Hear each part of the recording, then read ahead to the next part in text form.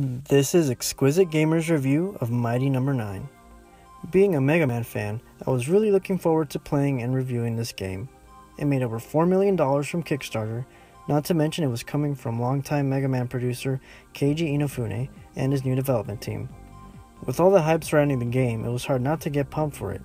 After dealing with Capcom for years, fans were finally getting a spiritual successor to Mega Man.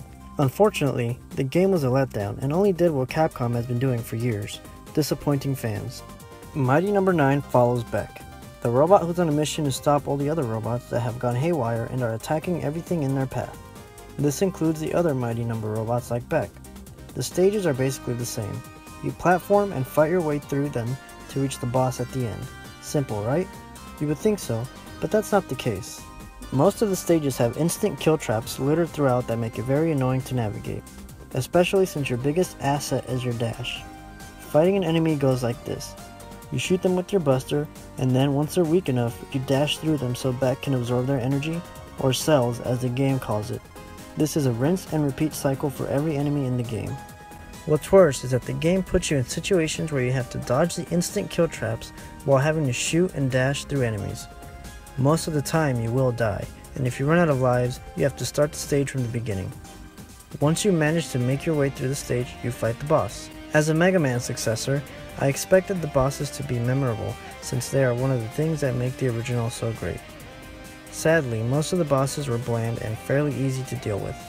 Their attacks typically follow the same pattern and everything became predictable. It actually became boring to fight the bosses. Like the basic enemies, you shoot them until they turn purple so you can dash through them.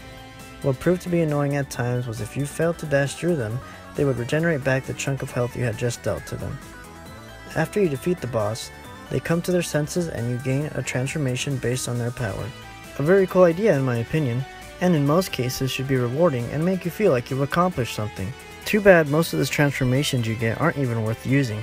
Since the game lets you go through the stages in any order, you would honestly be fine beating No. 2's level first and using her ice abilities since they are the most powerful in the game and waste less resources.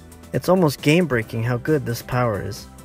Other transformations that I found useful were No. 8, No. 7, and No. 5's powers. Unfortunately, the graphics are no saving grace for Mighty No. 9. The game is very choppy and has constant frame rate drops, which is not what we should expect for a PS4 game. Visually, the game lacks variety, and the overall aesthetics of the game are bland. Additionally, the characters are very dull. During dialogue, the lips don't move and the faces are very expressionless. The voice acting for the game is also very still, and I highly recommend just playing with the Japanese audio. Sacre bleu! What happened to the lights? I'm scared! Mommy! When it comes to the Ray DLC, I actually had fun playing it. Maybe, just maybe, a little bit more than playing as Beck.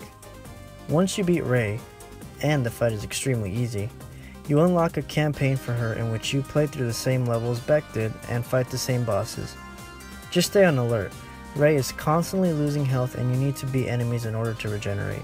To give this game some positive feedback, I would say I mildly enjoyed it. In certain ways, it makes you feel like you're playing one of the original Mega Man games, or at least makes you want to go play one. In the end, I would really say that besides the terrible graphics and gameplay, and despite what I said earlier, a lot of what did this game in was the expectations and hype around it. Everyone expected too much from it, and although most of it was Keiji Inafune's fault, a lot of it had to do with the fans' expectations. Overall, Exquisite Gamer gives Mighty No. 9 5.5 out of 10. Thank you for watching and we hope you liked this video. Please give this video a like, and make sure to subscribe to our YouTube channel for more gameplay and reviews.